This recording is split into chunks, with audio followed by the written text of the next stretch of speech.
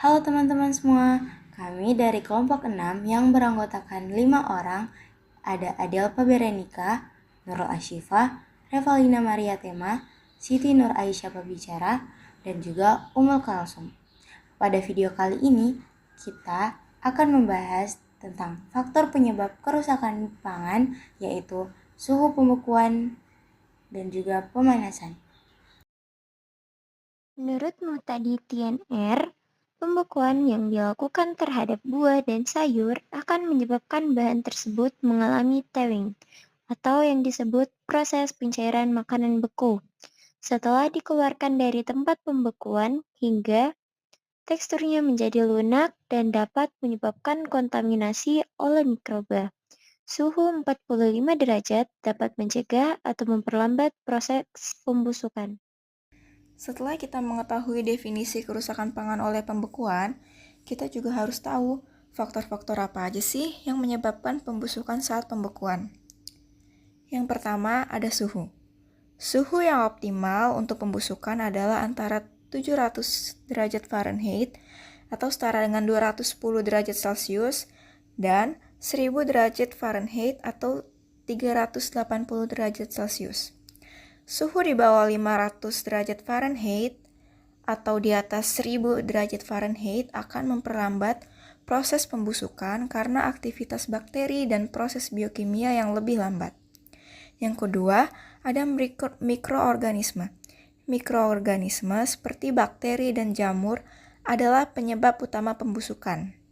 Aktivitas mikroorganisme akan meningkat pada suhu yang optimal untuk pembusukan. Yang ketiga, ada kelembapan udara. Kelembapan udara yang tinggi dapat mempercepat pertumbuhan mikroorganisme, sehingga mempercepat proses pembusukan. Yang keempat, ada medium pembekuan. Perubahan medium dari cair ke udara setelah pembekuan dapat menyebabkan sel rusak dan sel lisis, mempercepat proses pembusukan. Yang kelima, ada durasi pembekuan. Durasi pembekuan juga mempengaruhi proses pembusukan. Pembusukan yang lebih lama dapat memperlambat awal proses pembusukan karena penghambatan pertumbuhan mikroorganisme. Tetapi setelah dicairkan, proses pembusukan akan terjadi lebih cepat. Pemanasan yang tidak diawasi dengan teliti dapat menyebabkan kerusakan bahan pangan. Setiap kenaikan 10-38 derajat Celcius, kecepatan reaksi enzimatis maupun non-enzimatis akan bertambah 2 kali lipat. Pemanasan yang berlebihan akan menyebabkan denaturasi protein, pemecahan emulsi, menghancurkan vitamin, dan degradasi lemak atau minyak. Contohnya terjadi pada susu dan juga bayam, yang apabila susu dan juga bayam dipanaskan, maka protein dan zat gizi lainnya akan hilang, yang dimana itu tidak baik untuk kesehatan manusia. Nah, selanjutnya yaitu faktor-faktor yang menyebabkan kerusakan saat pemanasan. Yang pertama yaitu jumlah panas yang berlebihan. Pemberian panas secara berlebihan dapat merusak komponen gizi bahan pangan, seperti pengurangan nutrisi, denaturasi protein atau perubahan struktur protein, dan perubahan rasa dan tekstur. Yang kedua yaitu pemanasan yang tidak merata. Jika pemanasan tidak merata, ada bagian bahan pangan yang menerima panas lebih banyak daripada bagian lainnya.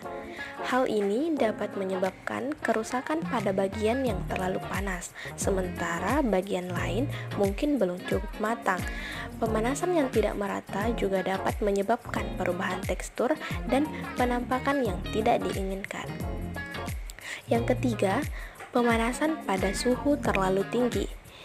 Pemanasan pada suhu yang terlalu tinggi, melebihi suhu yang dibutuhkan untuk membunuh mikroba, dapat menyebabkan reaksi pencoklatan non-enzimatis atau reaksi Maillard yang berlebihan. Hal ini dapat mengubah rasa, aroma, dan warna bahan pangan secara tidak diinginkan. Yang keempat yaitu pemanasan yang terlalu lama. Pemanasan yang terlalu lama meskipun pada suhu yang sesuai dapat menyebabkan kerusakan lebih lanjut pada komponen gizi bahan pangan, seperti kerusakan vitamin dan denaturasi protein. Durasi pemanasan harus sesuaikan dengan suhu dan jenis bahan pangan untuk mencegah kerusakan. Nomor 5, pemanasan berulang. Melakukan pemanasan berulang pada makanan dapat menyebabkan bahaya kesehatan seperti bertambahnya bakteri, hilangnya zat gizi pada makanan, dan menyebabkan keracunan. Contoh kasus kerusakan makanan karena pengaruh suhu, yaitu pengaruh suhu terhadap kerusakan buah pisang. Pada umumnya, bahan makanan seperti buah-buahan bersifat mudah rusak atau membusuk. Pembusukan merupakan salah satu perubahan secara kimia yang membuat objek, biasanya makhluk hidup yang mati, dapat mengalami kerusakan susunan yang dilakukan komposer. Buah-buahan yang setelah dipanen akan mengalami perubahan fisiologis disertai perubahan fisik dan mikrobiologi, sehingga diperlukan penyimpanan yang tepat agar buah-buahan tidak mudah rusak ataupun membusuk. Seperti pada percobaan, kita bisa melihat, pertama, disiapkan buah pisang, lalu pisang pertama diberi label A, yaitu pisang yang akan dimasukkan ke dalam freezer, dan label B untuk pisang yang disimpan pada suhu normal.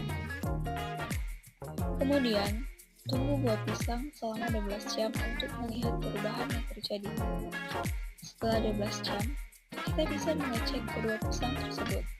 Seperti yang kita lihat, pisang yang diletakkan pada suhu dingin ketika sudah 12 jam akan menghasilkan warna yang mulai kecoklatan, namun tidak seluruh pada bagian pisang.